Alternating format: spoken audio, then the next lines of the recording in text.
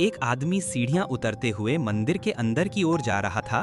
तभी उसका सामना एक बहुत बड़े क्रीचर से हुआ जिसके सिर पर बड़े बड़े हॉर्न्स थे। वो बीस्ट जोर जोर से रोर करने लगा, जैसे इंट्रूडर पर अटैक करने के लिए रेडी हो। दूर से बड़े मैजिक सर्कल्स दिख रहे थे जो उनकी स्टैंडिंग जगह से निकलते हुए लग रहे थे। वो यंग मैन गहरी सोच में था, जैसे अपने लाइफ में हुई किसी बात का दुख मना रहा हो। वो घुटनों के बल बैठकर जमीन को टच करता है और अपनी पावर यूज करता है। ठंडी ब्लू एनर्जी उसके पूरे बॉडी में सर्कुलेट होने लगती है। इतनी कोल्ड थी कि पूरी जमीन को फ्रीज कर दे, जैसे उसे आराम से लपेट लिया हो।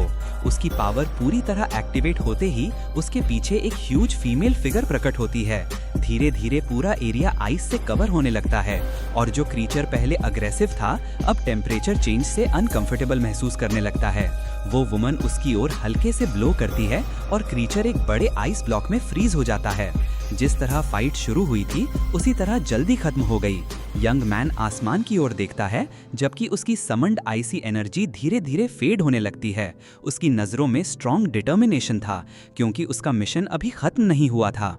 शिन फैमिली कोरिया की सबसे पावरफुल मैजिक फैमिलीज में से एक है और उनमें भी ये हीरो बहुत गिफ्टेड था, कम से कम एक्सीडेंट वाले दिन तक। हेल के फादर ने पूछा कि उसने सब समझा या नहीं। यंग मैन ने कहा हाँ, वो इस प्रेस्टिजियस फैमिली का थर्ड सन है। वो बोलेगा कि वो ऐसे रिजल्ट्स लाएगा जो फैमिली की रेप्यूटेशन के लायक हों। उसका प्लान है कि वो अपनी क्लास में टॉप पर ग्रेजुएट करे और वर्ल्ड का ग्रेटेस्ट मेज बने।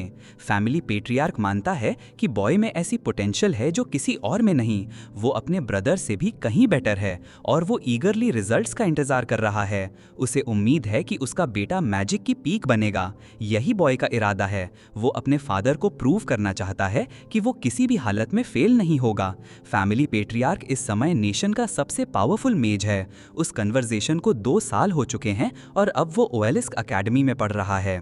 एक प्रोफेसर सोफोमोर्स को बुलाकर कहता है कि बाकी सबके साथ इकट्ठा हो जाएं, क्योंकि आज प्रैक्टिकल एग्जाम होगा। वो सेफ से कहता है कि तैयार हो जाओ, क्योंकि तुम सबसे पहले जाओगे। और ये भी कहता है कि नर्वस होने की जरूरत नहीं है, लेकिन वो लड़का एरोगेंस में जवाब देता है कि उसे नर्वस होने का कोई रीजन नहीं है, क्योंकि क्लास के लोअर हाफ का ऑलरेडी फैसला हो चुका है। उनमें हमारा प्रोटैगनिस्ट भी है, जिसे लोग लूजर मानते हैं क्योंकि वो बेसिक मैजिक भी यूज नहीं कर सकता। वो एरोगेंट स्टूडेंट कहता है कि उसे समझ नहीं आता ये लड़का सेकंड ईयर तक कैसे पहुंच गया। वो तो एक बेकार सा ट्रैश है जो सबसे सिंपल चीज भी नहीं कर सकता। आज के समय में मेजर्स बहुत रेयर होते हैं और साथ ही बहुत वैल्यूएबल भी। प्रैक्टिकल एग्जाम शुरू होता है और डिजिटल बीस्ट्स अपने आप उस एरोगेंट स्टूडेंट के सामने मटीरियलाइज हो जाते हैं। वो फायर मैजिक का इस्तेमाल कर उन पर हमला करता है और बहुत इफेक्टिव साबित होता है। टाइम लिमिट में एग्जाम पूरा कर लेने की वजह से वो पास हो जाता है, लेकिन फिर भी कहता है कि ये उम्मीद से ज्यादा इजी था। आर्टिफिशियल इंटेलिजेंस की वजह से मैजिक करना अब आसान हो गया है। हर मेज के बॉडी में ऐसे चिप्स इम्प्लांट किए जाते हैं जो कास्टिंग में हेल्प करते हैं, लेकिन हमारा प्रोटैगनिस्ट इस सिस्टम के साथ कंपैटिबल नहीं है। अब नाव की बारी आती है। बीस्ट्स पहले से ही मटीरियलाइज हो चुके हैं और वो लड़का अपने हाथों में मैना गैदर करना शुरू करता है। यही मैजिक का मेन सोर्स है, जिसे हार्ट से चैनल करके 8 स्टेप्स की मैजिकल फॉर्मूला से प्रोसेस करना होता है। लेकिन ये प्रोसेस लंबा होने के कारण क्रीचर्स उस पर अटैक करना शुरू कर देते हैं। टेस्ट देखने वाले क्लासमेट्स में वही एरोगेंट स्टूडेंट भी है जो उसकी फेलियर का मजा ले रहा है। हेल एग्जाम को लेकर वरिड भी है और क्लासमेट्स के कमेंट से इरिटेट भी, क्योंकि वो एक मेज है जिसे मॉडर्न समय में आउटडेटेड माना जाता है। दुर्भाग्य से वो रिक्वायर्ड टाइम में एग्जाम पूरा नहीं कर पाता और फेल हो जाता है। बिना किसी शर्म के उसके क्लासमेट्स उसकी फेलियर पर हंसने लगते हैं। वो लड़का अंदर ही अंदर रिग्रेट करता है कि वो सक्सीड नहीं कर पाया, लेकिन पिछली परफॉर्मेंस की तुलना में उसने अपनी इन्वोकेशन स्पीड बढ़ा ली थी। जब उसके पिता को पता चला कि वो आर्टिफिशियल इंटेलिजेंस यूज नहीं कर सकता, तो उन्होंने सारी उम्मीद छोड़ दी और यहाँ तक कि उसे ऐसी मेडिसिन दे दी जिससे उसका मैना सर्कल नष्ट हो जाए। लेकिन वो लड़का अपने ड्रीम्स छोड़ने को तैयार नहीं था। आउटडेटेड होने के कारण वो सिर्फ पुराने एंशंट बुक से ही सीख सकता था। उसके पास इतने ज्यादा बुक्स थे कि वो सच में चाहता था कि सब कुछ स्क्रीन पर पढ़ सके, क्योंकि अब उसके पास उन्हें स्टोर करने की जगह नहीं बची थी। सोच में डूबे हुए उसे एक अजीब सी बुक दिखाई दी, जिसे खरीदने की उसे कोई मेमोरी नहीं थी। उसने उसे हाथ में उठाकर देखने का फैसला किया। वो बुक काफ़ी पुरानी थी, लेकिन अजीब तरह से बहुत अच्छी तरह सजाई गई थी। सच कहें तो वो किसी बहुत एक्सपेंसिव चीज़ जैसी लग रही थी। उसके वर्ड समझने की कोशिश में वो कुछ नहीं समझ पाया क्योंकि हैंडराइटिंग बहुत खराब थी। जब तक उसकी नज़र एक बहुत मशहूर नाम बिटोनो पर नहीं पड़ी। ये वही व्यक्ति था जो मानव जाति का पहला महान मेज और अपने राज्य का पहला एम्परर था। उसे पूरी मैजिक का क्रिएटर माना जाता था। जब हमारा प्रोटैगनिस्ट छोटा था तो वो इस आदमी की बायोग्राफी के टुकड़ों को पढ़ा करता था। इन्हीं यादों में खोया हुआ था कि बुक धीरे धीरे ग्लो करने लगी। अभी भी उसके हाथों में थी और ग्लो इतनी तेज हो गई कि उसे अपनी आंखें सिकोड़नी पड़ी। उसने बुक को नीचे गिरा दिया, लेकिन हैरानी की बात ये थी कि वो गिरी ही नहीं, लाइट और तेज होती जा रही थी, जिससे वो लड़का और भी क्यूरियस हो गया। फिर उन पेजेस से एक वॉइस आने लगी जो उसी से बात कर रही थी, जो उसकी जैसी कॉन्स्टिट्यूशन रखता है और उसे सुन सकता है। खुद बेत ने ये बुक उसके लिए छोड़ी थी। ये समझते ही लड़के ने सोचना शुरू किया कि ये वॉइस किसकी है और फिर से वो अपनी मेमोरीज में खो गया।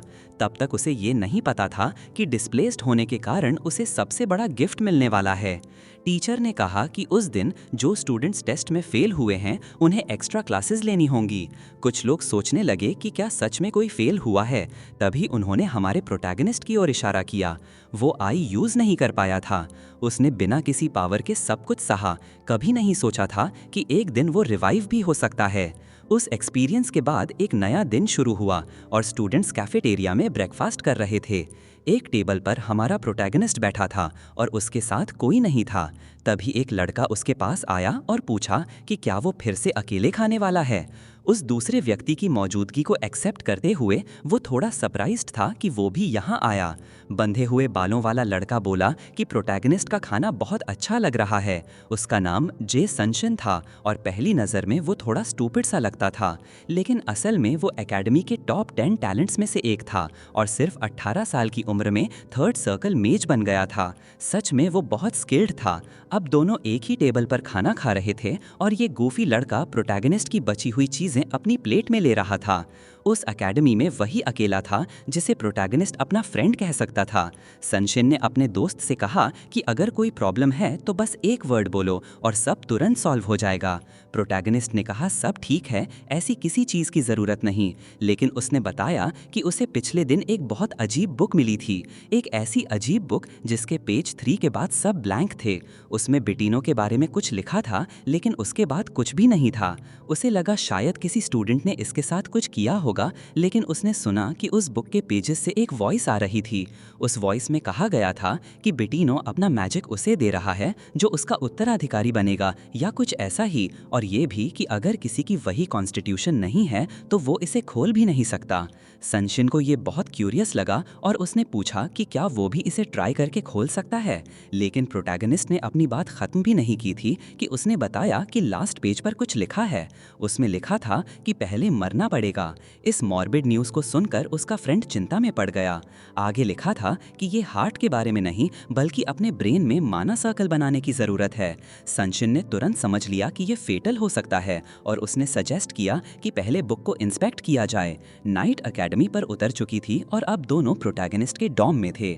उसका फ्रेंड बुक खोलने की कोशिश करेगा। हाथ में लेकर उसने पूरी ताकत से पेजेस खोलने की कोशिश की, लेकिन हार मान ली क्योंकि यह संभव नहीं था। शायद किसी तरह का मैजिक इसे रोक रहा था। इसमें उसकी इंटरेस्ट खत्म हो चुकी थी तो उसने प्रोटैगनिस्ट को गुड नाइट कहा और चला गया। डोर जल्दी से बंद हो गया और लड़का पूरी तरह अकेला रह गया। वो बुक पहले से ही उसके हाथों में खुली हुई थी और वो उसके कुछ नोट्स को देख रहा था। अपने फ्रेंड की कोशिश देखने के बाद वो और भी इंट्रिग्ड हो गया कि वो इसे इतनी आसानी से कैसे खोल पा रहा है। उसकी आंखों के सामने कुछ सिंबल्स दिखाई देने लगे। उसने देखा कि वे पेजेस पहले ब्लैंक थे। फिर से वही वॉइस आई जो सीधे अपने सक्सेसर से बात कर रही थी। उसने कहा कि अगर हाइपोथेसिस सही है तो वो शायद अपने हार्ट में बने माना सर्कल से मैजिक इन्वोक कर रहा है। नॉर्मल लोगों के लिए यही तरीका होता है, लेकिन उनके जैसे लोगों के लिए ये सही मेथड नहीं है। जैसे ही उसने सारी इन्फॉर्मेशन एब्जॉर्ब कर ली, बुक फिर से ग्लो करने लगी और हवा में तैरने लगी, जैसे पूछ रही हो कि क्या वो इसकी विल को एक्सेप्ट करने और डिसाइपल बनने के लिए तैयार है। उसे अपने हार्ट में बने माना सर्कल को नष्ट करके ब्रेन के अंदर नया माना सर्कल बनाना होगा, और ऐसा करने के बाद उसे बुक फिर से खोलनी होगी ताकि आगे की इंस्ट्रक्शंस मिल सकें। हमारा प्रोटैगनिस्ट सोचने लगा कि ये एक क्रूअल जोक है क्योंकि उसे पागलपन जैसा काम करने के लिए कहा जा रहा है। मैजिक का मेन सोर्स दिमाग के लिए बेहद टॉक्सिक होता है, क्योंकि माना माइंड को कोला, यानी अगर वो ऐसा करने की कोशिश करता तो लगभग पक्का है कि उसे एक दर्दनाक मौत मिलती। उसने स्क्रिप्चर्स की तरफ पीठ फेर ली और कहा कि कोई भी इतना इंसेन नहीं होगा कि ऐसा करे। फिर उसने बुक को अपने कमरे के फ्लोर पर छोड़ दिया। अगले दिन सुबह एक प्रोफेसर ने उससे पूछा कि उसके साथ क्या चल रहा है। उसने वो मिस्टीरियस बुक प्रोफेसर को दी ताकि वो एग्जामिन कर सकें। कवर को देखते ही पता चला कि ये किसी एंशिएंट लैंग्वेज में लिखी हुई है। पहली नज़र में ये काफ़ी पुरानी लग रही थी। ये जानने के लिए कि आखिर इसमें क्या एग्जामिन करना है, लड़के ने प्रोफेसर से कहा कि इसे खोलने की कोशिश करें और कंफर्म करें कि क्या ये मैजिकली सील्ड है। प्रोफेसर ने कहा कि हाल ही में स्टूडेंट्स में एक अजीब एटमॉस्फेयर है और उसे र्यूमर्स की बजाय अपनी स्टडीज पर ध्यान देना चाहिए, लेकिन फिलहाल कंसंट्रेशन जरूरी है। वो ध्यान से बुक को एग्जामिन करने लगा, ये देखने के लिए कि कहीं इसमें मैजिक के कोई साइंस तो नहीं है। बुक लौटाते हुए उसने कहा कि इसमें कोई मैजिक नहीं है और फिर से लड़के को अपनी पढ़ाई पर ध्यान देने की सलाह दी। हमारा प्रोटैगनिस्ट और भी डीप सोच में डूब गया। उसका फ्रेंड बुक नहीं खोल पाया था और प्रोफेसर के एग्जामिन करने पर भी कुछ नहीं मिला, लेकिन इससे वो डरा नहीं, बल्कि उसने सोचना शुरू किया कि शायद ये बुक सच में रियल हो सकती है। एक बार फिर अपने रूम में वो उस मिस्टीरियस बुक को देख रहा था। उसके एक हाथ में वो पिल्स थीं जो उसके पिता ने दी थीं, जो उसका मैना सर्कल नष्ट कर सकती थीं।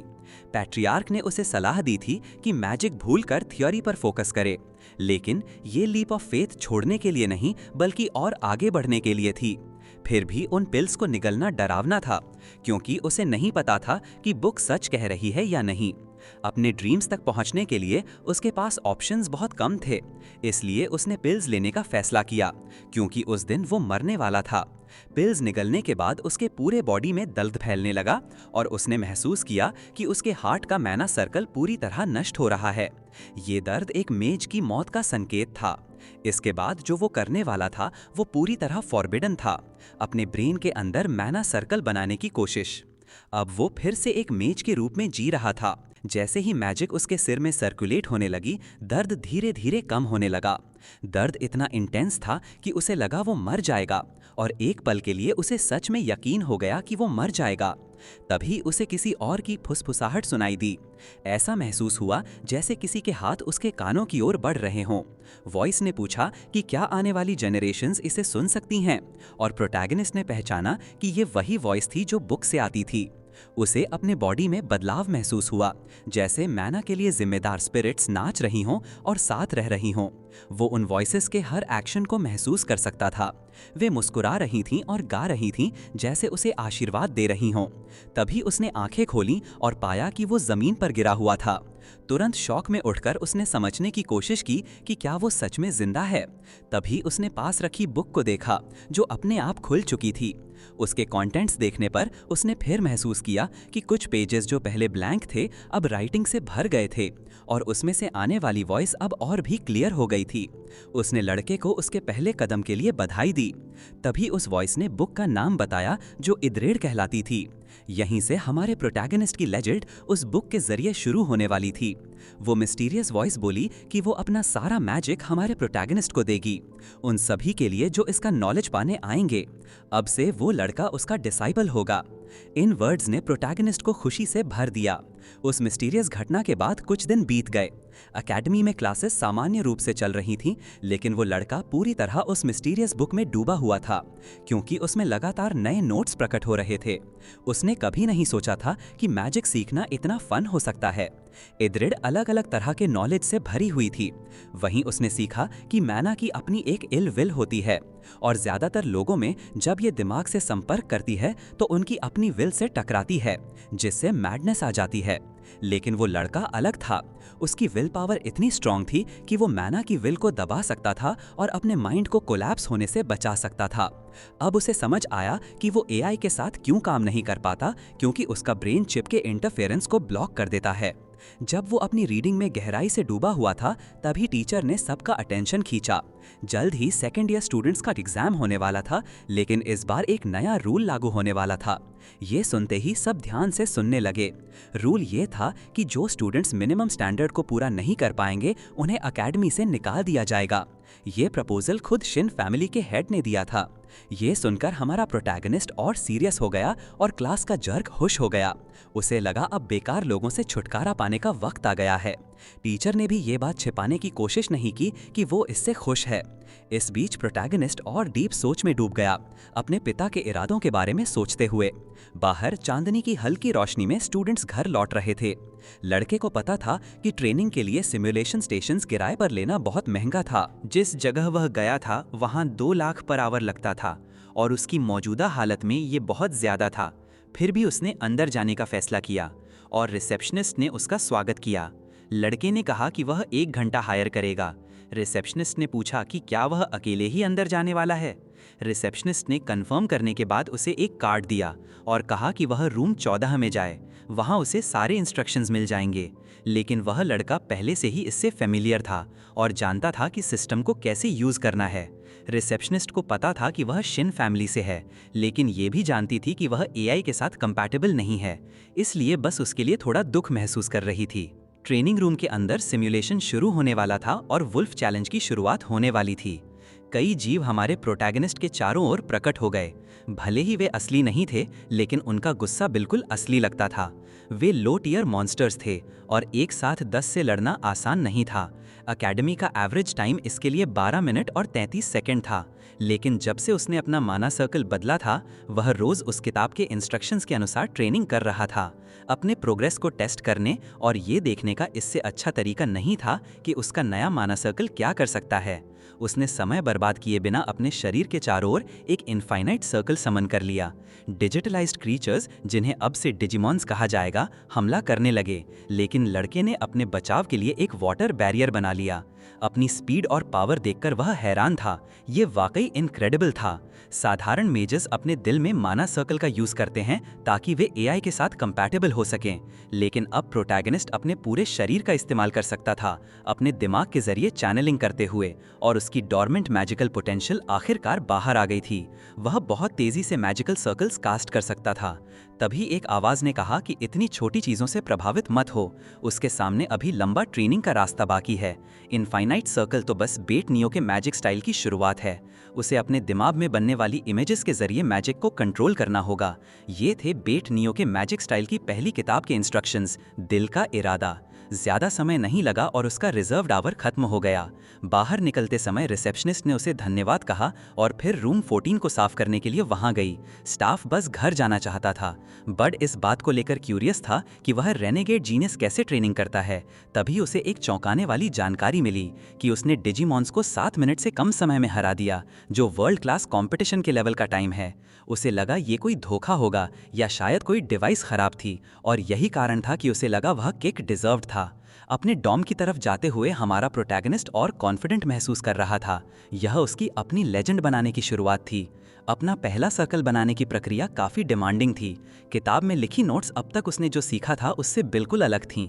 उसमें लिखा था कि माना तुम्हारे हाथ और पैर, तुम्हारा दिल और दिमाग है, और इसे उसी तरह मूव करना चाहिए जैसे तुम चाहो। लेकिन इतने वेग शब्दों में क्लैरिटी पाना मुश्किल था। यह ऐसे था जैसे किसी ऐसी चीज़ को पकड़ने की कोशिश करना जो मौजूद ही नहीं है। मेजेस इसे बैरियर ऑफ एनलाइटनमेंट कहते हैं, जब वे अपनी मैजिक की लिमिट तक पहुंचते हैं, जो हर युग में कॉमन है। इसी वजह से उसने किताब में लिखे अनुसार अपने पूरे शरीर में माना सर्कुलेशन पर ध्यान केंद्रित करने का फैसला किया। पूरी लगन से अभ्यास करते हुए वह सोचता था कि क्या ये काफ़ी होगा। वह पहले ही ये एक्सरसाइज 10 घंटे से कर रहा था। आमतौर पर अब तक थकान के कारण उसका होश चला जाता, लेकिन अभी तक ऐसा नहीं हुआ था। अगले दिन वह हमेशा की तरह एकेडमी पहुंचा और रास्ते में अपने दोस्त से मिला, जिसने उसे ग्रीट किया। प्रोटैगनिस्ट के थके हुए चेहरे को देखकर उसने पूछा कि सब ठीक है या नहीं। लड़के के लिए माना सर्कुलेशन पर ध्यान केंद्रित करना आसान नहीं था। उसे इस नए माना सर्कल की आदत जल्दी डालनी थी। 12 साल की उम्र उम्र में उसने दूसरा सर्कल हासिल कर लिया था और तुरंत एक प्रोडिजी के रूप में पहचाना गया था। और अब वह बस अपने सिर में एक सिंगल सर्कल ही संभाल पा रहा था और प्रोग्रेस के तरीकों के बारे में सोच रहा था। बैरियर ऑफ एनलाइटनमेंट को तोड़ना उसके लिए ज़रूरी था। कम से कम यही वो अपने पिता से सुनता था जब तक कि उसके पिता को उससे उम्मीदें थीं। परफेक्शन कुछ और नहीं बल्कि एक बंधन है, एक झूठ जो इंसानी घमंड से पैदा हुआ है। लेकिन अब ये शब्द उसके लिए बिल्कुल अलग मायने रखते थे। दोबारा मेडिटेशन करते हुए वह चीज़ों को अलग तरह से महसूस करने लगा। उसका पूरा ध्यान अपने शरीर के अंदर की तरफ था। फिर उसने अपने हाथों और पैरों में एनर्जी का बहाव महसूस करना शुरू किया, साथ ही ये सोचते हुए कि उसका दिल और दिमाग उसकी इच्छा के अनुसार चलना चाहिए। बिना मंत्र पढ़े स्पेल डालने के लिए फ्री इमेजिनेशन सबसे ज़रूरी होती है। यही वजह है कि चिप मेजिस की ज़िंदगी आसान बना देती है। ये एक काफ़ी सॉलिड टेक्निक थी। लड़के ने अब अपने विचारों को खुलकर इस्तेमाल करने की कोशिश की। वो ऐसे ऑब्जेक्ट्स बना पा रहा था जिनका शेप वो फ्रीली बदल सकता था, पारंपरिक रूपों की स्ट्रक्चर को नजरअंदाज करते हुए। इसी तरह उसने अपने चारों ओर उड़ती हुई कई फायर बर्ड्स कंजर कर दी। चूंकि उसके पास सिर्फ एक सर्कल फॉर्म था, ये अनुभव काफी थका देने वाला था, लेकिन नतीजा बेहद शानदार निकला। वो पहले से ही एनलाइटनमेंट बैरियर तोड़ रहा था और भी ऊंचाइयों तक पहुंच रहा था। तभी एक प्रोफेसर उस कमरे में आया जहां प्रोटैगनिस्ट था और उसे बताया कि हेल से मिलने कोई विजिटर आया है। उसे ये अजीब लगा कि कोई इतनी दूर से उससे मिलने आया है। दोनों जब कॉरिडोर से होते हुए मीटिंग रूम की ओर चल रहे थे तो प्रोफेसर ने बताया कि वो लड़के का पिता है। विजिटर रूम में पिता पहले से उसका इंतजार कर रहे थे और उसे अंदर बुलाया। प्रोफेसर ने उन्हें बताया कि वो लड़के को ले आया है। तब पेट्रियार्क उसकी ओर मुड़ा और उसे गौर से देखा। पिछली मुलाकात को काफी समय हो चुका था। ये जानते हुए कि ये एक प्राइवेट कॉन्वर्सेशन होगी, प्रोफेसर ने कहा कि वो उन्हें अकेला छोड़ देगा और चला गया। बैठने के बाद पेट्रियार्क ने अपने बेटे की स्कूल अटेंडेंस पर बात शुरू की। ऐसा लगा कि उसने वो मेडिसिन नहीं ली जो उसे दी गई थी। तभी लड़के ने कहा कि कुछ बातें हो गई थीं। अब उसने अपनी मैजिकल एबिलिटीज में काफी प्रगति कर ली थी। लेकिन पेट्रियार्क को ये जानकर निराशा हुई कि उसका बेटा अभी भी एक होपलेस ड्रीम के पीछे भाग रहा है। प्रोटैगनिस्ट ने कहा कि वो इस युग का सबसे महान मेज बनने के लिए दृढ़ है। पेट्रियार्क को ये बातें बहुत अहंकारी लगीं। उसने अपने बेटे को ध्यान से देखा, लेकिन लड़के में जरा भी हिचकिचाहट नहीं थी। एक गहरी सांस लेकर उसने कहा कि उसका बेटा पहले ही 1 साल बर्बाद कर चुका है और अब समय आ गया है कि वो हकीकत का सामना करे। चाहे वो कितनी भी मेहनत कर ले या भविष्य में कुछ भी हासिल कर ले, अगर वो एआई के साथ कंपैटिबल नहीं है तो वो एक डिसेंट मेज नहीं बन सकता। फिर भी उसके पास एक यूनिक टैलेंट है। वो खुद को थ्योरी में समर्पित कर सकता है और उसकी तरह आउट ऑफ प्लेस इंसान भी उस टैलेंट का इस्तेमाल कर सकता है। लेकिन लड़के ने उसकी एक भी बात नजरअंदाज की और फिर से कहा कि वो मैजिक छोड़ने वाला नहीं है, क्योंकि वो बाकी सब की तरह ऑर्डिनरी लाइफ नहीं जीना चाहता। वो अपने परिवार के नाम या पिता के इन्फ्लुएंस पर भी निर्भर नहीं रहना चाहता। उसके लक्ष्य और भी बड़े हैं। वो मेड ओशियानियन फैमिली का अगला हेड बनना चाहता है। ये सुनकर पेट्रियार्क और भी चुप हो गया। फिर कहा कि महान मेज या किसी परिवार का हेड बनना सिर्फ एम्बिशन से नहीं होता। आत्मविश्वास भरी मुस्कान के साथ लड़के ने कहा कि वो अपनी बात साबित करेगा। इससे पिता और भी स्केप्टिकल हो गया, क्योंकि वो जानता था कि उसका बेटा एकेडमी से निकाले जाने के कगार पर है। लेकिन लड़के ने घोषणा की कि वो अगले एग्जाम में टॉप 10 स्टूडेंट्स में आएगा। अगर वो असफल हुआ तो एकेडमी छोड़ देगा और अपने पिता की सलाह मानकर थियोरेटिकल मेज बन जाएगा। लेकिन अगर वो सफल हुआ तो पिता को उसे मानना पड़ेगा और भविष्य में पूरा सपोर्ट देना होगा। ये सुनकर बूढ़ा आदमी और भी चिंतित हो गया। उसे लगा कि बेटे की नई अचीवमेंट ने उसमें एक बेवजह का कॉन्फिडेंस भर दिया है। अब कहने को कुछ नहीं बचा था। वो कमरे से बाहर निकलने लगा और बेटे से कहा कि उम्मीद है कि ये अकम्प्लिशमेंट बिना मतलब की नहीं होगी, और चला गया। लड़का गहरी सोच में डूब गया, हालांकि वो पहले से ज्यादा कॉन्फिडेंट था। कुछ और दिन बीते और क्लासेस पहले की तरह चलती रहीं। प्रोफेसर ये बताने ही वाला था कि स्टूडेंट्स को किस तरह की इवैल्यूएशन का सामना करना होगा। कुछ स्टूडेंट्स आपस में बातें करने लगे। जाहिर था कि ये क्लासमेट्स के बीच एक ड्यूअल होगा। टेस्ट एक सिंगल एलिमिनेशन टूर्नामेंट होगा जो 3 दिन बाद शुरू होगा। और जैसे किसी भी कहानी में होता है जहां प्रोटैगनिस्ट की अचानक ग्रोथ हुई हो, इस टेस्ट के दौरान ऑडियंस मौजूद होगी, जिससे वो घमंडी लड़का बहुत खुश था क्योंकि उसे अभी तक पता नहीं था कि वो सिर्फ एक साइड कैरेक्टर है। टीचर ने छात्रों को शुभकामनाएं दी और हमारा प्रोटैगनिस्ट जानता था कि अब उसका शाइन करने का समय आ गया है। खबर बहुत जल्दी ही छात्रों के बीच फैल गई, यहाँ तक कि मैजिक टावर के सदस्य भी इस ड्यूअल को देखने आने लगे। हमारे प्रोटैगनिस्ट को पता था कि इसका बड़ा असर होगा। मैजिक टावर की मौजूदगी से मीडिया भी खिंचा चला आया। ये ऑर्गेनाइजेशन दुनिया के 12 सबसे महान मेज से बनी है जिनके पास किसी देश जितनी ताकत है। हर युवा मेज का सपना होता है कि वो एक दिन इसमें शामिल हो। तभी वहाँ एक जर्क टाइप कैरेक्टर उसके पास आया। वो प्रोटैगनिस्ट की हालत को लेकर क्यूरियस लग रहा था और उसने पूछा कि वो कैसा है। लड़के ने कुछ नहीं कहा, बस अपनी फ्रस्ट्रेशन को छुपाया। उस जर्क का नाम संयुग है।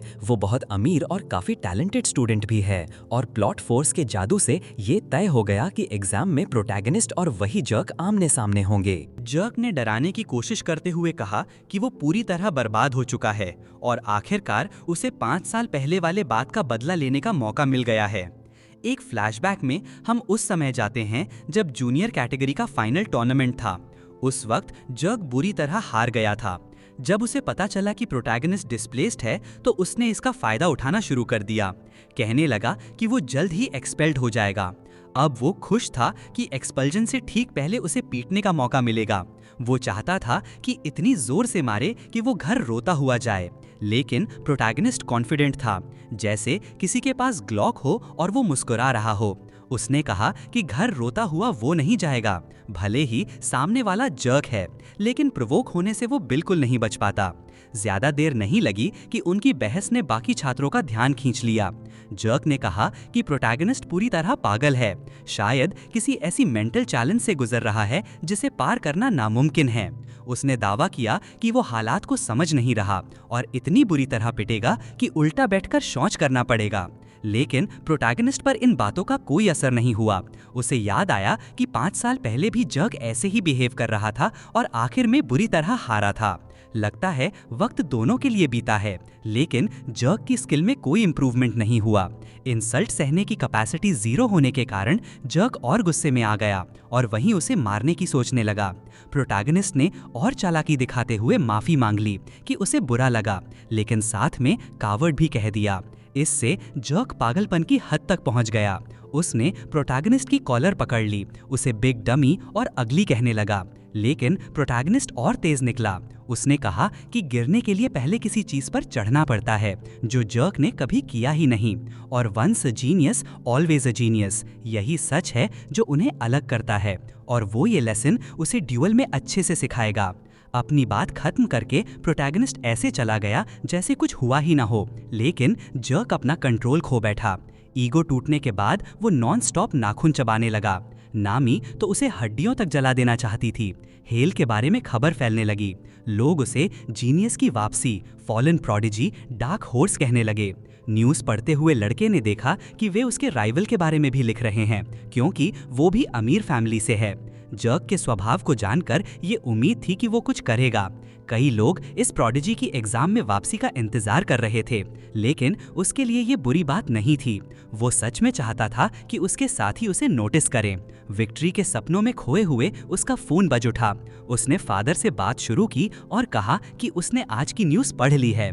उसने बूढ़े आदमी से कहा कि कुछ भी चिंता मत करो, अब उस माउंटेन पर एक नया लायन है। लेकिन उसके फादर को अपने बेटे की आदत पता थी। उन्होंने पूछा कि क्या ये सारा मैस उसी ने किया है। लड़के ने कंफर्म किया कि उसने जर्क को प्रोवोक किया ताकि मीडिया में ज्यादा अटेंशन मिले। ये सुनकर पेट्रियार्क को अपने डिस्कशन पर पछतावा हुआ। उन्होंने चैलेंज इसलिए आगे नहीं बढ़ाया क्योंकि उन्हें यकीन था कि फैमिली के नाम से कोई हार नहीं जुड़ी होगी। लड़के के डिटर्मिनेशन के बावजूद फादर को विश्वास नहीं था कि वो जीतेगा, और अब फैमिली की रेप्यूटेशन भी खराब हो सकती है। लड़के ने कहा कि पब्लिक पहले ही मान चुकी है कि उसे डिसोन कर दिया गया है, तो फैमिली नेम को होने वाला नुकसान कम हो जाएगा। लेकिन ये उसके फादर के लिए काफी नहीं था और वो डिसअपॉइंटेड ही रहा, क्योंकि जहां भी उसका बेटा जाएगा परिवार का नाम उसके साथ जाएगा, और लड़के को इसका अच्छे से एहसास था। लेकिन संभावित फायदे सोचकर वो मानता है कि ये रिस्क लेने लायक है। ये सुनकर बूढ़ा आदमी सोचने लगा कि क्या उसका बेटा सच में पागल हो गया है, क्योंकि उसे बिल्कुल अंदाजा नहीं था कि अगर उसका बेटा जीत भी गया तो उन्हें क्या फायदा मिलेगा। तब लड़के ने कहा कि फायदा वही है क्योंकि वो खुद एक और भी ज्यादा पावरफुल मेज बनने वाला है, इतिहास के सबसे मजबूत में से एक। बूढ़ा आदमी सोचता है कि ये तो सिर्फ युवाओं के डिल्यूजन है, जैसे कि उसका बेटा पहले से ही टावर मेजेस से ज्यादा स्ट्रांग हो। लड़के के दिमाग में रीजन डालने की कोई उम्मीद ना देखकर उसने कहा कि वो उसे अपनी मर्जी से करने देगा, बस एक कंडीशन पर। अगर उसने परिवार की इज्जत खराब की तो उसे उसके कॉन्सिक्वेंसेस के लिए तैयार रहना होगा। और ऐसे ही उनकी ठंडी बातचीत खत्म हुई। लेकिन प्रोटैगनिस्ट पहले से ज्यादा कॉन्फिडेंट था क्योंकि उसके परफॉर्मेंस का स्टेज तैयार हो चुका था। आखिरकार इवैल्यूएशन का दिन आ गया। ऑडियंस में बहुत से लोग मौजूद थे, जिनमें जर्नलिस्ट्स और फोटोग्राफर्स भी थे।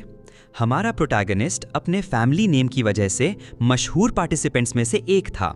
वो जर्क उससे पूछता है कि क्या उसे आर्टिकल पसंद आया, क्योंकि प्रोडिजी हमेशा पॉपुलर रहा है और वो सबके सामने उसे एक्सपोज करने का इंतजार नहीं कर सकता, क्योंकि उसके पास कोई स्पेल कास्ट करने का टाइम ही नहीं होगा। कैजुअली स्माइल करते हुए प्रोटैगनिस्ट ने कहा कि वो ये ड्यूल नहीं हारेगा, और वो जर्क का धन्यवाद करता है कि उसने अनजाने में उसकी प्लान को एग्जीक्यूट करने में मदद की। जर्क की प्रोवोक करने की कोशिशों के बावजूद उसने कहा कि उसे बिल्कुल फर्क नहीं पड़ता, क्योंकि वो आदमी तो बस एक नोबडी है, और उसने वार्निंग दी कि वो फाइट जल्दी खत्म कर देगा। ये सुनकर जर्क गुस्से से भर गया। उसे लगा कि उसका अपोनेंट पूरी तरह पागल हो चुका है। तभी प्रोटैगनिस्ट ने एक उंगली उठाकर कहा कि वो फर्स्ट सर्कल स्पेल से ही मैच जीत लेगा। ओएलएस एकेडमी अरीना खचाखच भरा हुआ था। प्रोडिजी की ये बात सबने सुनी। इतने लोगों के सामने जर्क का बस एक ही रिएक्शन था, और ज्यादा पिस्ड ऑफ होना। उसे बर्दाश्त नहीं था कि कोई उसे ऐसे डिसरिस्पेक्ट करे। उसे नहीं पता था कि वो जल्द ही थेरेपी पर बहुत खर्च करने वाला है। ये पहला ड्यूल था और रेफरी ने शुरू करने का सिग्नल दिया। सबकी निगाहों के सामने हमारा थोड़ा नार्सिसिस्टिक प्रोटैगनिस्ट चमकने को तैयार था। पहला मूव उसके अपोनेंट ने किया। ज्यादा देर नहीं लगी कि प्रोटैगनिस्ट ने समझ लिया क्या हो रहा है। कंजोर किया गया फायरबॉल उसे छू भी नहीं पाया। उसके अपोनेंट की क्रश करने की चाह इतनी ज्यादा थी कि उसकी गर्दन में लगा चिप हीट होने लगा था। क्लियरली ये इंटेल नहीं बल्कि राइजन था। इस बार वो थर्ड सर्कल स्पेल एक्सप्लोजन इस्तेमाल करने वाला था, जिसका प्रोटैगनिस्ट बेसब्री से इंतजार कर रहा था। स्पेल का कैटास्ट्रॉफिक इफेक्ट पूरे अरीना में फैल गया। डस्ट के क्लाउड के अंदर किसी को नहीं पता था क्या हुआ। जर्क ने शेखी बघारना शुरू कर दी। उसे पूरा यकीन था कि नतीजा तय है, लेकिन उसका घमंडी मोनोलॉग तुरंत रुक गया। जीत नहीं मिली थी। उसके सामने उसका अपोनेंट खड़ा था, कपड़े बिल्कुल इंटैक्ट और शरीर पर कोई चोट नहीं। गुस्से में भरकर उसने और ज्यादा पावरफुल स्पेल इस्तेमाल करने की कोशिश की। कई फायरबॉल्स प्रोटैगनिस्ट की ओर भेजे, लेकिन वो बिल्कुल अनफेज्ड था। उसने अपनी हथेली में थोड़ा सा पानी इकट्ठा करके एक बैरियर बना लिया, जिसने उसे फायर अटैक से बचा लिया। ये सब देखने के बाद भी छोटा जर्क ये मानने को तैयार नहीं था कि उसके हमले बेअसर हैं। ऊपर से उसके सारे हमले अपोनेंट ने बहुत आसानी से ब्लॉक कर दिए थे। कोई मिस्टीरियस आदमी ये सब देख रहा था और नतीजे पर पहुंचा कि ये काफी अजीब है, क्योंकि वो लड़का बिना किसी इनकैंटेशन के फर्स्ट सर्कल स्पेल्स कास्ट कर रहा था। उसकी सेक्रेटरी ने पूछा कि उसने सिर्फ एक स्टूडेंट ड्यूल देखने के लिए अपना स्केड्यूल क्यों बदला। उसने पूछा, क्या वो हेल की मैजिक के बारे में कुछ जानता है? आदमी ने कहा, नहीं, वो तो बस अखबार में प्रोडिजी की वापसी के बारे में पढ़ा था। वो तो सिर्फ क्यूरियोसिटी में आया है। लेकिन उसकी सेक्रेटरी को ये कोइंसिडेंस मानना मुश्किल लगा। अगर ये खबर फैल गई कि ब्लू मैजिक टावर का हेड, जो एक 8th सर्कल मेज है, सिर्फ ये ड्यूल देखने आया है, तो बहुत बड़ा अपरोर मच जाएगा। अपनी सेक्रेटरी से एक्सक्यूज करते हुए किम ने कहा कि उसे इसका पूरा एहसास है, इसलिए वो इम्पोर्टेंट पीपल के लिए रिजर्व्ड रूम में है। मैच देखते देखते एक और आदमी कमरे में दाखिल हुआ। किम ने उसे पोलाइटली ग्रीट किया, हालांकि उसने उम्मीद नहीं की थी कि वो आदमी भी यहाँ आएगा। अंदर अरीना में हमारा प्रोटैगनिस्ट काफी काम दिख रहा था, लेकिन ये बात उस जर्क के लिए बिल्कुल सही नहीं थी, जिसका सबसे पावरफुल मैजिक एक फर्स्ट सर्कल टेक्निक से ब्लॉक हो गया था। वो अपने दिमाग में बार बार ये सीन रिप्ले करके समझने की कोशिश कर रहा था कि अभी क्या हुआ। उसके अपोनेंट की कास्टिंग स्पीड असामान्य रूप से हाई थी। ये जानते हुए कि वो क्या सोच रहा होगा, प्रोटैगनिस्ट ने पूछा कि क्या जर्क क्यूरियस फील कर रहा है। लेकिन वो लड़का जो क्लियरली अपसेट था और जिसका ईगो चोट खा चुका था, उसने उसे चुप रहने को कहा और अगला अटैक होने के बाद मर जाने को बोला। असलियत से पूरी तरह अनजान जर्क ने वही अटैक फिर से इस्तेमाल किया। इम्पैक्ट पर एक मैसिव एक्सप्लोजन हुआ। वही तरीका अपनाते हुए और वही काम दोहराते हुए उसने उम्मीद की कि नतीजा अलग होगा, लेकिन हकीकत ने उसे जोर से टक्कर दी जब उसने देखा कि उसका अपोनेंट अब भी खड़ा है। पर प्रोटैगनिस्ट का पेशेंस भी खत्म हो रहा था। अब उसकी बारी थी ऑफेंसिव लेने की। उसने जर्क को विंड स्पीयर से डॉज करने पर मजबूर किया, जो उसके सिर को लगभग छू गया था। ये बात चिंताजनक थी। वॉर इतना पास आया कि जर्क लगभग अपने बाल खो बैठा। और न सिर्फ वो कोई डैमेज देने में नाकाम रहा, बल्कि उसने ये तक नोटिस नहीं किया कि उसका अपोनेंट एलिमेंट्स बदल चुका था। वो अपने ईगो को फिर से सहलाते हुए बोला कि वो फर्स्ट सर्कल स्पेल से नहीं हारेगा। लेकिन हमारा प्रोटैगनिस्ट सहमत नहीं था। वो हारेगा, और वो भी ह्यूमिलिएटिंग तरीके से। उसने एक और विंड स्पीयर उसकी तरफ फेंका, लेकिन इस बार लड़के को मैजिकल शील्ड समन करना पड़ा। अपनी डिफेंस काम करती देख उसकी आंखों में उम्मीद की एक चमक आई और उसने प्रोटैगनिस्ट का मजाक उड़ाना शुरू किया, कहते हुए कि सिर्फ कास्टिंग स्पीड बढ़ाने से इतना कॉन्फिडेंट नहीं होना चाहिए। लेकिन उसकी बात पूरी भी नहीं हुई थी कि विंड स्पीयर्स हवा में उड़ रही थीं। इस बार जर्क के हाथ पर वार हुआ और उसे समझ ही नहीं आया कि प्रोटैगनिस्ट इतनी जल्दी स्पीयर कैसे कास्ट कर रहा था। अब वो जानना चाहता था कि उसका ओपोनेंट कौन सी मिस्टीरियस टेक्निक इस्तेमाल कर रहा है। लड़ाई देख रहे बाकी लोग भी यही जानना चाहते थे। एक हाथ में हवा का छोटा गोला बनाते हुए प्रोटैगनिस्ट ने कहा कि जर्क शायद नॉलेज से इम्यून है, क्योंकि उसकी स्टुपिडिटी वाकई डराने वाली है। तो अगर उसे दिखाया जाए कि ये कैसे होता है। विंड स्फीयर एक छोटे पंछी में बदल गया जो जर्क की ओर तेजी से भागा। उसे समझ ही नहीं आया कि ये क्या था, और अगर ये विंड स्पीयर था तो इसमें डबल हिट एबिलिटी नहीं होनी चाहिए थी। लेकिन प्रोटैगनिस्ट ने कंफर्म किया कि इसमें वही एबिलिटी थी, क्योंकि वो इस तरह से शेप देने में केपेबल था।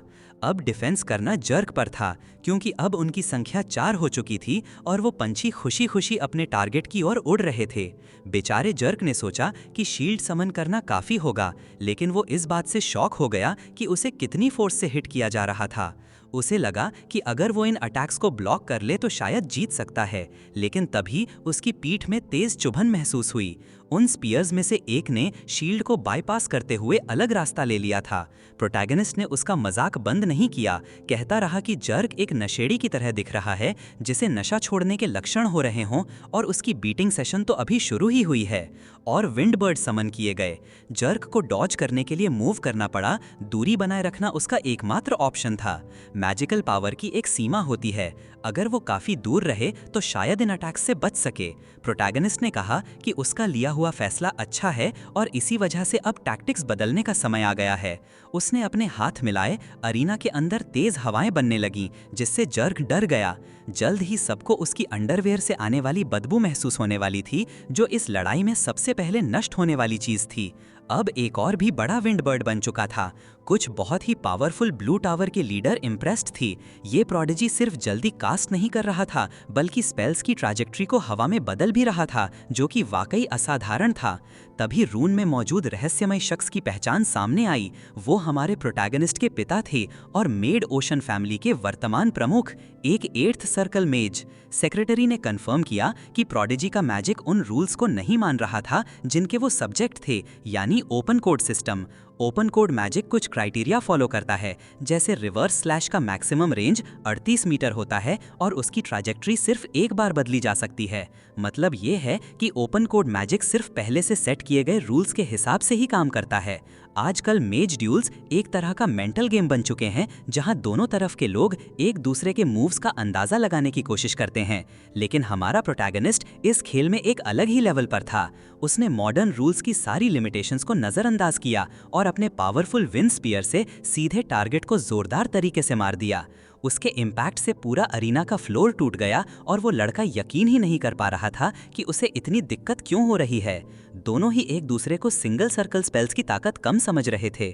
अगर कोई अपनी सबसे पावरफुल मैजिक से ही थक जाए तो किसी को मारने के लिए एक सिंपल पेन भी काफी है, लेकिन लड़ाई के बीच में उसे लेक्चर मिलने की उम्मीद नहीं थी, जिससे वो लड़का पूरी तरह कंफ्यूज हो गया।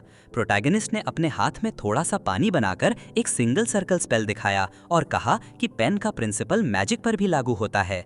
किसी की जान लेने के लिए कॉम्प्लेक्स चीज की जरूरत नहीं होती। और फिर उसने पानी का एक गोला बनाकर सीधे उस लड़के के सिर को ढक दिया, जिससे उसकी सांस रुक गई। स्टूडेंट्स के बॉडीज को उनके यूनिफॉर्म से एक मैजिकल बैरियर प्रोटेक्ट करता है, लेकिन लगता है वो बैरियर भी उसकी सफरिंग को रोककर पूरी तरह निराश हो चुका था। वो जमीन पर गिरकर पूरी तरह निराश हो चुका था और सांस नहीं ले पा रहा था।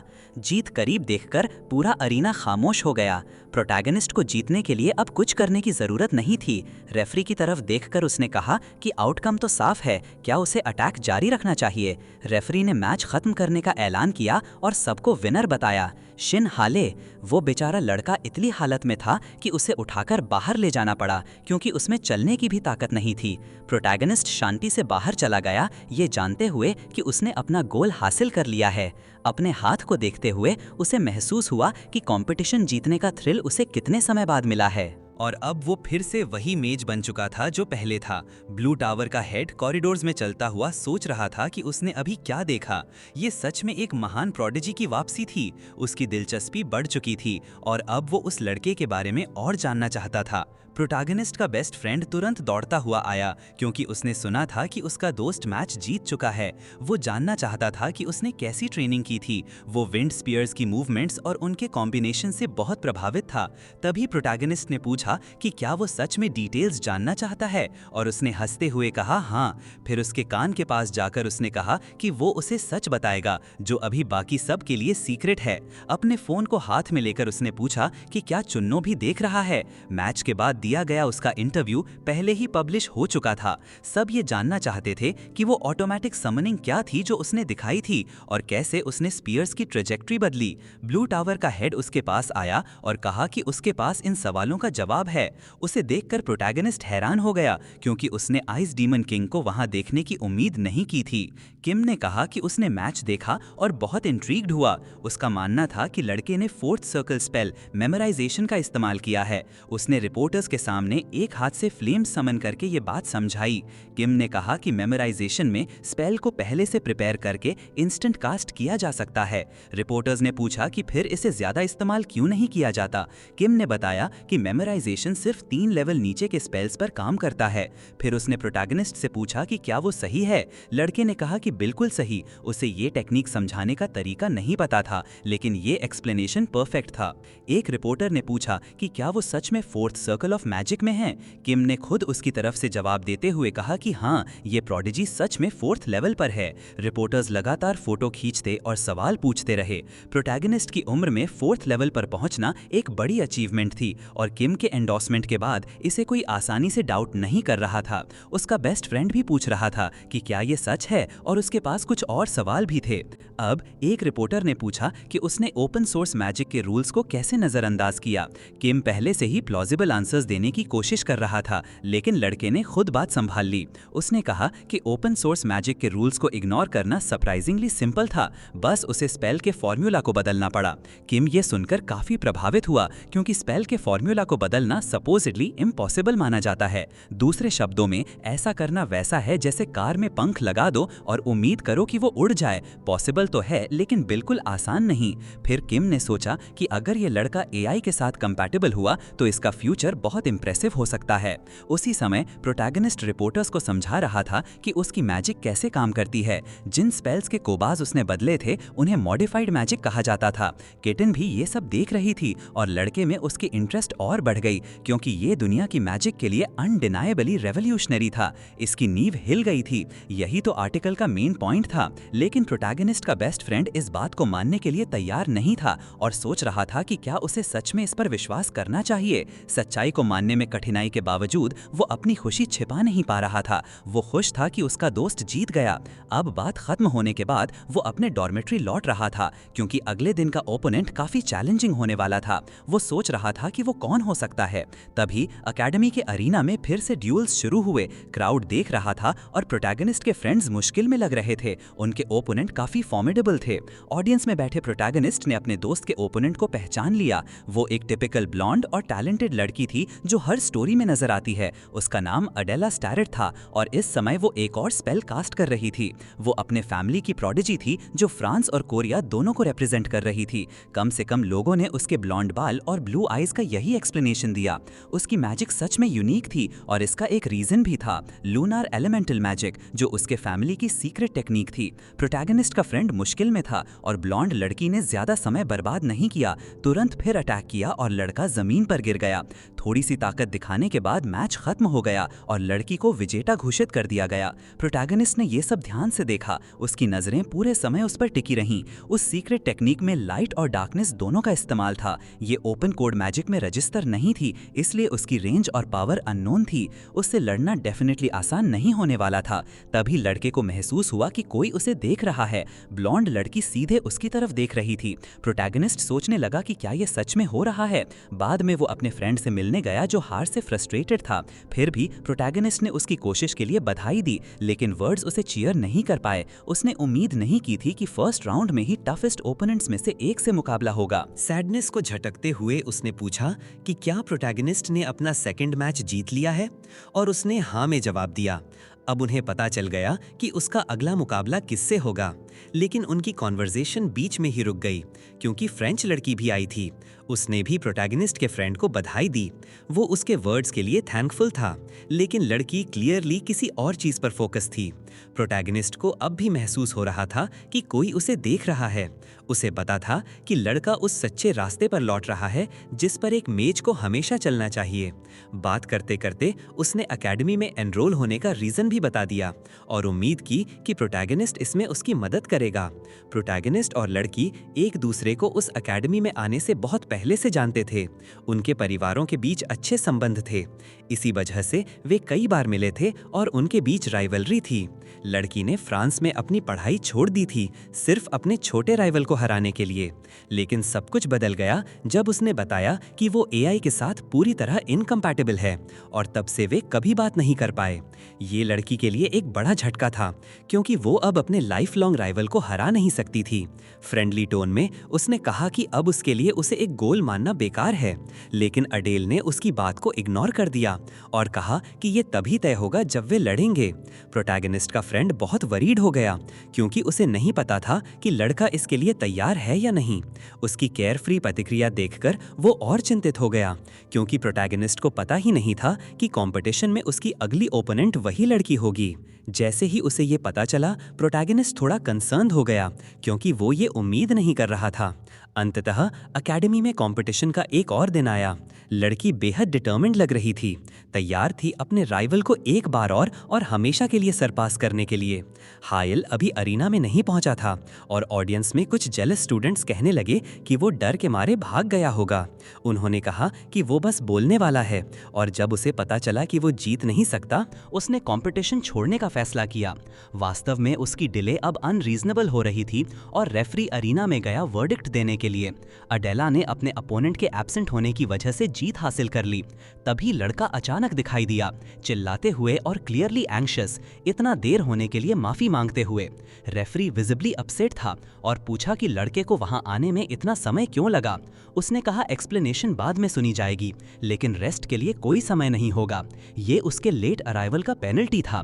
रेफरी ने कॉम्पिटिटर्स को उनके पोजीशंस लेने का आदेश दिया।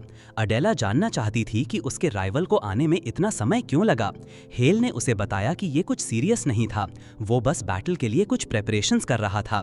अडेला उस उत्तर से इंट्रिग्ड लग रही थी, अपने अपोनेंट की स्ट्रेंथ को रिकॉग्नाइज करते हुए। प्रोटैगनिस्ट ने कंफर्म किया कि उसे डिफीट करने के लिए कुछ एक्स्ट्रा प्रेपरेशन जरूरी था, लेकिन लड़की कन्विंस नहीं हुई कि वो एक दिन में इतनी प्रेपरेशंस कर सकता था। फिर भी उसने महसूस किया कि सामने खड़ा राइवल अब पहले जैसा नहीं है, उसने बदल गया है। शायद अब वो फाइनली उसकी ट्रू पावर विटनेस विटनेस कर सकेगा। हेल ने कहा कि उसके पास उसके लिए एक अच्छी एडवाइस है, उसे शुरू से ही पूरी ताकत लगानी चाहिए अगर वो जीतना चाहती है। उसने एडवाइस लिया और अपनी हैंड्स में एनर्जी स्फीयर बनाया। अपनी फिंगर्स से उसे टारगेट करते हुए उसने ब्लास्ट ऑफ फ्लेम्स प्रिपेयर करना शुरू किया। आग उसकी फिंगर टिप्स पर मटीरियलाइज हो रही थी जैसे गन का बैरल। दूसरे मैजिकल सर्कल्स के जरिए उसने स्पेल को मल्टीप्लाई किया। फायरबॉल से ऑलमोस्ट हिट होने के वर्ज पर प्रोटैगनिस्ट ने विंड बैरियर प्रिपेयर किया जिसने अटैक से उसे बचाया। अर्थ मैजिक का यूज करते हुए अडेला ने बड़ी नीडल मटीरियलाइज की।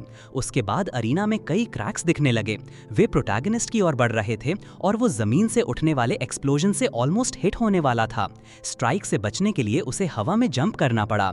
अडेला ने इसे ह्यूज अपॉर्चुनिटी माना क्योंकि एयरबॉर्न रहते हुए वो डॉज नहीं कर पाएगा। उसने ओपनिंग का मैक्सिमम उपयोग करने के लिए अगले अटैक के लिए तैयार थी। हेल अपने करंट सिचुएशन से फुल्ली अवेयर था। उसकी डिफेंसेस कॉम्प्रोमाइज्ड थी, कम से कम ज्यादातर लोग ऐसा सोचते। प्रोटैगनिस्ट उन लोगों में से नहीं था। उसने अपने पैरों के नीचे बैरियर कंजर किया और सॉलिड प्लेटफॉर्म बना लिया। स्पेक्टेटर्स इम्प्रेस्ड हुए हाई लेवल टेक्निक देखकर। राइवल भी शॉक्ड था क्योंकि उसने मैजिक बैरियर को प्लेटफॉर्म में बदल दिया। उसकी इम्प्रेसिव जीनियस रिवील्ड हुई। वो अभी भी मैजिक और स्ट्रैटेजी के प्रति सेंसिटिव था। सीक्रेट मून की टेक्निक्स को ओवरकम करने के लिए प्रोटैगनिस्ट को अपनी पूरी शक्ति का इस्तेमाल करना पड़ा और अगर जरूरी हुआ तो वो इस बैटल में सन इटसेल्फ को भी ला सकता था। तेज लाइट शाइन करना शुरू हुआ, इतना इंटेंस कि ब्लॉन्ड गर्ल्स की आंखें भी ब्लाइंडेड हो गईं।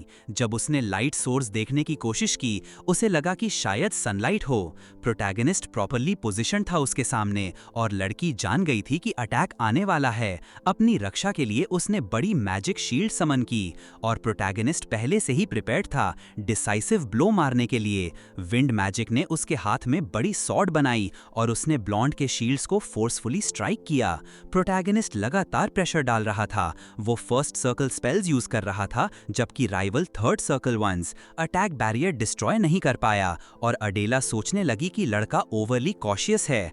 अब वो अरीना के ग्राउंड पर वापस आया। अडेला को एक नई अपॉर्चुनिटी मिली इफेक्टिव अटैक लगाने की, लेकिन जैसे ही उसने मूव करने की कोशिश की, उसने देखा कि उसका एक फुट हिलने से इनकार कर रहा है।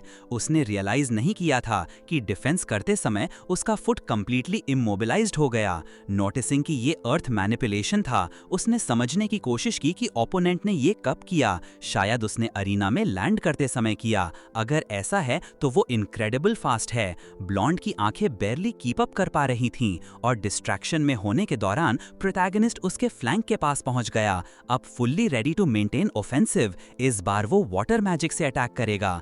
लड़की ने क्विकली स्पेल डिस्ट्रॉय किया जो उसके फुट को अरीना फ्लोर से स्टक रख रहा था, लेकिन प्रोटैगनिस्ट ने काफी टाइम गेन कर लिया और कई वाटर स्फीयर्स समन कर उसे लड़की की ओर लॉन्च किया। फिर भी अडेला अपनी मैजिक बैरियर पर रिलाई कर रही थी फाइट में बने रहने के लिए। हेविली ओवरवेल्म्ड थी राइवल से। बैटल के दौरान भी उसकी राइवल की एबिलिटी इंप्रेस कर रही थी। उसने किम के वर्ड्स रिकॉल किए प्रोटैगनिस्ट के बारे में कि वो fourth circle spell memorisation use करता है, जिससे उसे लगा कि लड़का केवल फर्स्ट सर्कल स्पेल्स यूज कर सकता है। फुल कॉन्फिडेंस में वो श्योर थी कि वो वीक मैजिक से नहीं हारेगी, लेकिन सोचते सोचते कुछ क्विकली एयर में मूव हुआ। वो सीधे लड़की के पास लैंड हुआ। लाउड नॉइज हुआ। उसने स्टार्टल्ड हो गई क्योंकि उसने अपनी डिफेंस में कोई गैप नहीं देखा। उसने अज्यूम किया कि उसने अपनी विंड टेक्निक्स मॉडिफाइड स्पेल सन की ब्राइटनेस यूज करके हाइड की। ऑनेस्टली उसे अटैक समझ नहीं आया। बस लड़की के पास लैंड हुआ और वो ऑलरेडी एक्टिंग थी जैसे उसे बीटन किया गया हो। अडेला जमीन पर गिर गई और अपनी विक्टोरियस ओपोनेंट को देख रही थी। हेल फर्मली उसकी ओर देखता है और पूछता है क्या उसने भूल गया कि वो किससे फाइट कर रही है।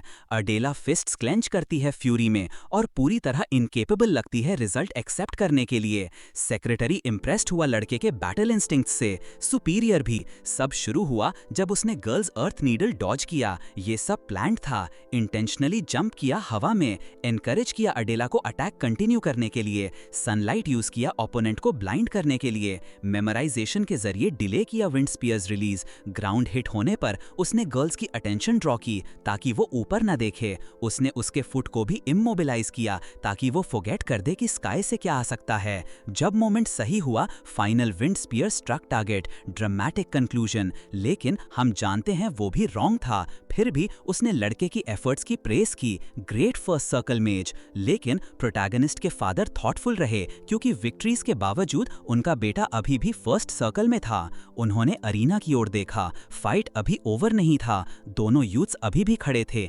इंटेंस स्टेयर में लॉक्ड। प्रोटैगनिस्ट के फादर इरिटेटेड थे, उनका बेटा अपर हैंड होने के बावजूद फाइट फिनिश नहीं कर पाया।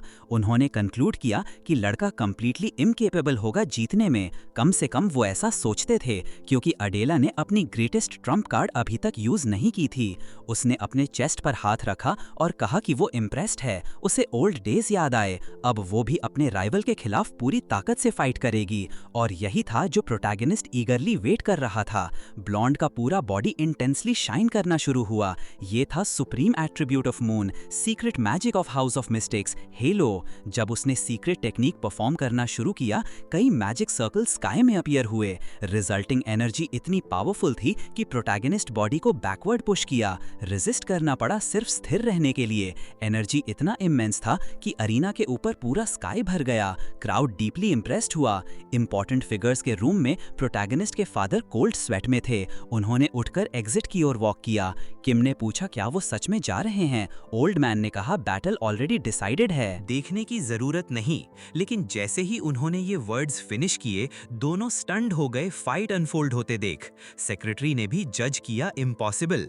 किम मिक्स ऑफ शॉक और जॉय हाइड नहीं कर पाए। विटनेसिंग प्रोटैगनिस्ट का फ्रेंड भी कंप्लीटली शॉक्ड। लेकिन सबसे ज्यादा सरप्राइज्ड अडेला थी, क्योंकि प्रोटैगनिस्ट ने कुछ ट्रूली इंट्रीगिंग किया था। उसकी बैक पर मैजिक सर्कल था, वो था फ्लेमिंग वॉल्केनो। उसने अभी उन्हें सेकंड सर्कल स्पेल दिखाया। उसने लड़की को बताया कि उसने ऑलरेडी वॉर्न किया था। उसने मैच में लेट अराइवल का रीजन प्रिपेयर करना बताया ताकि उसे डिफीट कर सके।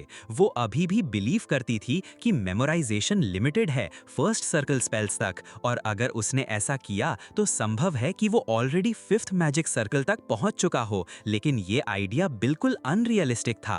प्रोटैगनिस्ट साइलेंट रहा। ट्रूथ अभी तक किसी को पता नहीं था। रात को स्टूडेंट्स अपने डॉर्म्स जा रहे थे। अपने रूम में हेल डीपली फोकस्ड था, मिस्टीरियस बुक स्टडी कर रहा था। उसे पता था कि वो उस लड़की को केवल फर्स्ट सर्कल स्पेल से डिफीट नहीं कर पाएगा, और उसकी फाइटिंग स्टाइल मैजिक के सीक्रेट्स के साथ कंपैटिबल नहीं थी। उसका ओरिजिनल प्लान था वेट करना जब तक वो मैच्योर ना हो और तभी डिफीट करे उसे। लेकिन newly written pages of book में उसने रियलाइज किया कि वो सेमी हैंडल कर सकता है। उसे इंस्ट्रक्शंस मिली मैजिकल पावर को नेक्स्ट पेज के सर्कल में चैनल करने की। बुक ने कहा कि वो उसे न्यू डोमेन में ले जाएगा। इंट्रीग्ड होकर उसने सोचा ये कुछ तरह की मैकेनिज्म हो सकती है।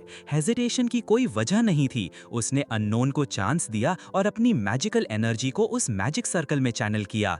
तुरंत बुक ग्लो करने लगी। लड़का डीपली इंप्रेस्ड था, जब तक ग्लो इतना इंटेंस नहीं हुआ कि उसकी आंखों को हर्ट किया। रिलीज्ड एनर्जी ओवरवेलमिंग थी, वो डायरेक्टली पेजेस को देख नहीं सकता था। अंततः सब बंद हुआ, सिर्फ ग्लोइंग पेजेस बची। जब वो फाइनली अपनी आंखें खोल पाया, उसने रियलाइज किया कि कई चीजें चेंज हो गई थीं। अब वो अलग एनवायरनमेंट में था, शेल्व्स और बुक्स से भरा हुआ जैसे लाइब्रेरी। जगह पहचान नहीं रहा था। हेल सोचने लगा कि वो कहाँ हो सकता है। एक महिला ने सवाल का जवाब दिया और उसे वेलकम किया first page of first challenge में। पिक्यूलियर अपीयरेंस वाली लड़की का नाम अल्फा थी। वो गाइड थी असाइंड उस पेज के लिए।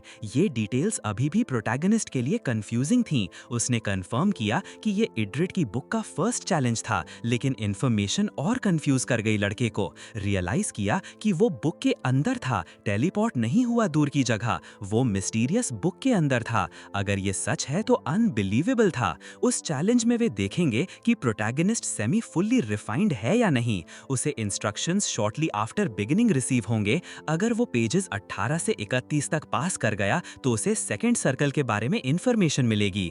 हेल समझ गया कि उसे अगले स्तर तक पहुंचने के लिए इस चुनौती को पार करना होगा। समझाने के बाद अल्फा ने पूछा कि क्या अब वे शुरू कर सकते हैं। दृढ़ निश्चय से भरा हेल उत्सुक था टेस्ट होने के लिए, और सब कुछ अब उसी तरह हो रहा था जैसा वो चाहता था।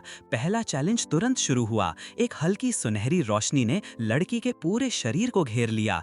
हमारा प्रोटैगनिस्ट अभी भी हैरान होकर देख रहा था और समझ नहीं पा रहा था कि वो क्या है। वो इंसान जैसी दिख रही थी, लेकिन साथ ही ये भी संभव था कि वो कोई मैजिकल एंटिटी हो। तभी एक आवाज आई जो चैलेंज के नियम समझा रही थी। थी। हेल ने उस आवाज को तुरंत पहचान लिया, वो उसकी टीचर की थी। और फिर रोशनी से बनी एक जेम प्रकट हुई, उसे एलिमेंटल मैना लाइट कहा जाता था। ये अभी अधूरी थी, लेकिन इसमें 4 अनियमित और मिश्रित एट्रीब्यूट्स मौजूद थे। वो स्टोन उसके हाथों में तैर रही थी और हेल विजिबली स्टन्ड खड़ा था। उसका काम था उस आर्टिफैक्ट को पूरी तरह से शुद्ध करना। इस चुनौती को देखकर उसने थोड़ी देर के लिए अपनी क्षमता पर शक करना शुरू कर दिया, क्योंकि ऐसे आर्टिफैक्ट्स बहुत नाजुक होते हैं। उन्हें संभालने के लिए मैना का बहुत सावधानी से इस्तेमाल करना पड़ता है। उस आर्टिफैक्ट के अंदर 4 तरह की मैना एकदम केओटिक स्थिति में मौजूद थी और अब उसे ही उन्हें प्यूरिफाई करना था। ये ऐसा था जैसे रेत, नमक और चीनी के ग्रेन्स को आपस में पूरी तरह मिलाने के बाद उन्हें अलग करना पड़े।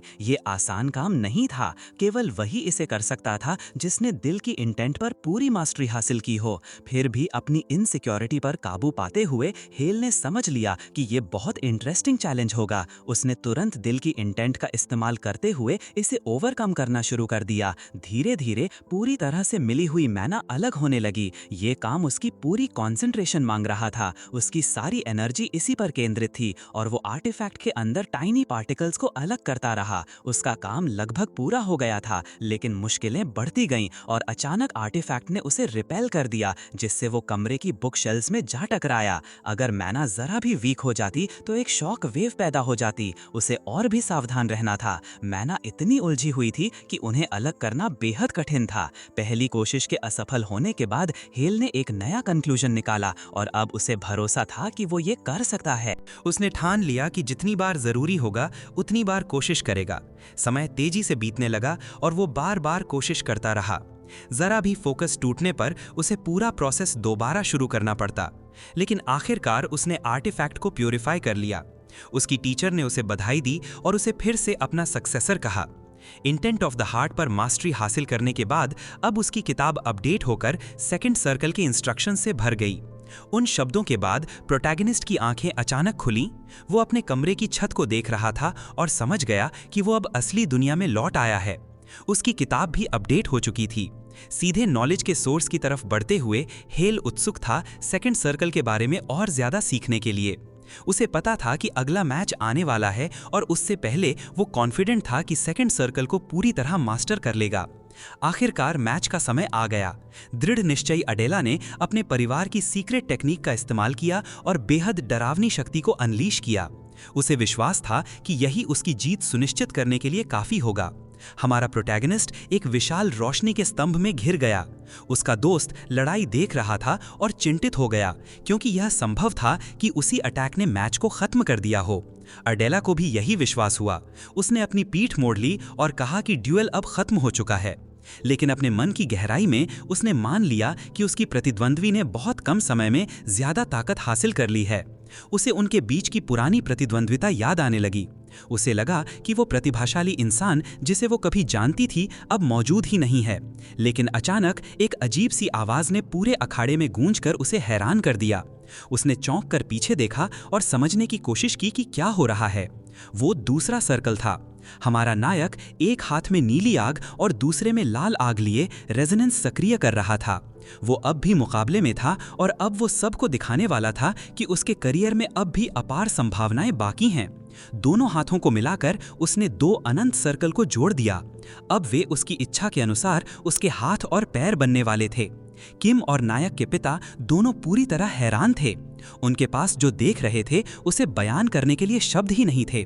दर्शक भी अचंभित रह गए और सुनहरे बालों वाली लड़की तो समझ ही नहीं पा रही थी कि ये सब कैसे हो रहा है। हमारा नायक अपनी तकनीकें चला रहा था और उसकी पीठ पर बने जादुई सर्कल के अलावा अब 2 और अतिरिक्त हाथों की जोड़ी प्रकट हो गई थी। अब वो ज्वालामुखी जैसी आग बरसाने वाला था। अडेला ने जल्दी से प्रतिक्रिया करने की कोशिश की और जादुई ढाल बनाने की कोशिश की, लेकिन तभी हमारे नायक ने एक विशाल जादुई मशीन गन को वास्तविक रूप दे दिया। तब सुनहरे बालों वाली लड़की को एहसास हुआ कि उसे मुकाबला शुरू होने से पहले ही बाथरूम चले जाना चाहिए था, क्योंकि अब उसे अच्छी तरह पता था कि वो इस हमले को रोक नहीं पाएगी। फिर भी उसने हार न मानने का निश्चय किया और जितना कर सकती थी उतना करने का संकल्प लिया। कहानी में पहली बार उसके चेहरे के भाव बदले। अडेला सचमुच खुश थी क्योंकि उसका असली प्रतिद्वंद्वी लौट आया था, लेकिन दुर्भाग्य से नायक ने उसकी मुस्कान नहीं देखी। उसने बिना किसी दया के ट्रिगर दबा दिया। यहाँ तक कि रेफरी भी उस ताकत से प्रभावित हो गया। पल भर में उसने जो कुछ भी बुलाया था सब अखाड़े से गायब हो गया। नायक का पिता और किम अब भी कुछ कहने की स्थिति में नहीं थे, क्योंकि तो अभी के लिए इस पार्ट का एंड यहीं पर करते हैं। और अगर आप वीडियो को यहाँ तक देख रहे हो तो लाइक करना मत भूलना यार, और आगे एपिसोड देखने के लिए सब्सक्राइब।